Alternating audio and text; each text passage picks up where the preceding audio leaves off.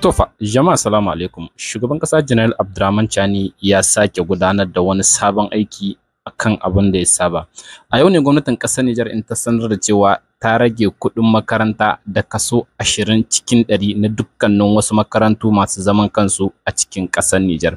Wannan mataki dai shugaban ya ɗauke shi ne wajen ƙoƙarin ƙara inganta harkar karatu a cikin ƙasar Nijar domin kowane ɗan talaka da yake cikin ƙasar Nijar ya samu karatu mai inganci.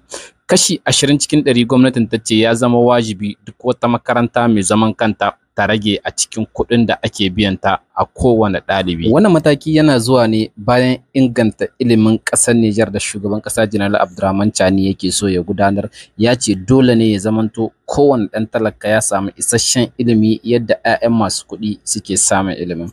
A yanzu dai ƙasar Nijar in wannan doka an ce za ta fara aiki a karatun da za a farawa na shekarar 2025 zuwa 2026, kuma ya zama wajibi a bi wannan doka, inda a cikin sanarwar ta tabbatar da cewa duk makarantar da bata bi wannan doka ba ana iya rufe makarantar kwata-kwata ta bar koyar da karatu. Tuni dai al'ummar ƙasar Nijar da dama sun fara nuna farin cikin su dangane da wannan doka da wannan gwamnati ta shugaban ƙasa Janar Abdurrahman Chani ta sa dangane da harkar karatu, inda wasu ma suke cewa karatu a yanzu a ƙasar Nijar yana neman gagarar ɗan talaka. Makarantar gwamnatin babu inganci kuma makarantun kuɗin sun yi tsada, amma yanzu wannan mataki da shugaban ƙasa Janar Abdurrahman Chani ya ɗauka za a ƙara inganta makarantun gwamnati, kuma makarantun kuɗin ma za a rage musu farashi yadda zai zamantowa karatu a cikin ƙasar Nijar kowa zai iya samun karatu mai inganci, domin waɗannan shugabannin na ƙasashen IAS a yanzu fa sun mai da hankalinsu wajen cewa lalle ilimi shine zai kawo bunƙasar ci gaban waɗannan ƙasashe. Shin ya kuke ganin wannan mataki da wannan gwamnatin ta shugaban ƙasa Janar Abdurrahman Chani ta ɗauka dangane da rage kuɗin makaranta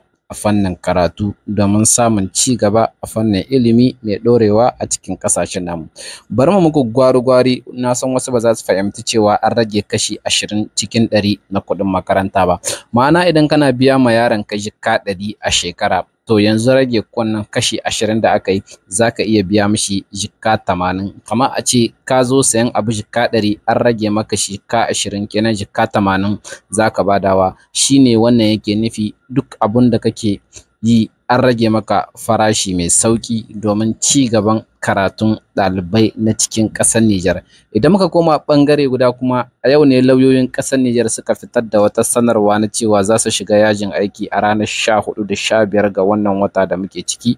Kamar yadda za ku ji a cikin wannan faifan bidiyo wanda lauyoyin suka saki yayin wani taro da suka gudanar a yau a babban birnin Niamey. A sha kallo lahiya. Animé le 8 août 2025. Le ministre de la Justice et des Droits de l'Homme a tenté de justifier les arrêtés illégaux en date du 7 août 2025 portant dissolution des syndicats du secteur judiciaire. Ces décisions ne comportent aucune motivation. Par cet exercice, empreint de condescendance, le ministre de la Justice visait à jeter la vindicte populaire, à jeter à la vindicte populaire les acteurs judiciaires concernés dont il devrait être le premier garant. En effet, en plus d'expliquer sans pouvoir justifier les arrêtés de dissolution des syndicats des secteurs judiciaires, il s'arroge la police du parquet gendarme en menaçant les responsables des 10 syndicats de poursuite.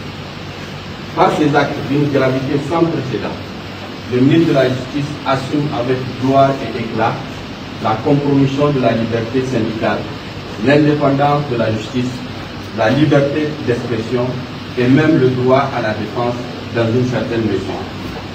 Ainsi, le point de place alarmant du ministre de la Justice ne peut que susciter la réaction du barreau du Niger, gardien de l'indépendance de la justice et sentinelle traditionnelle des droits et libertés.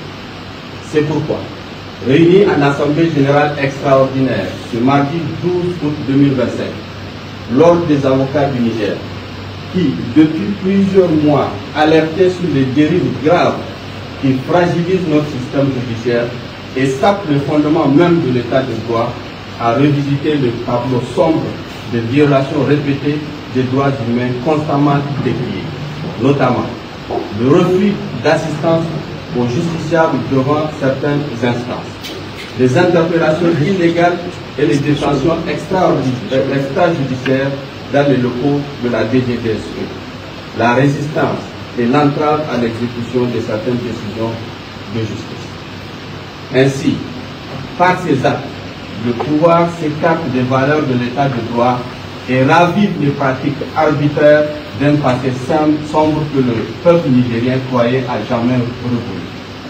Pire, la répression s'exerce avec une sélectivité inquiétante lorsque le pouvoir se montre d'une célérité implacable pour dissoudre des organisations ou raser les habitations des citoyens vulnérables et dans le même temps affiche une lenteur coupable à sanctionner les crimes économiques les plus graves.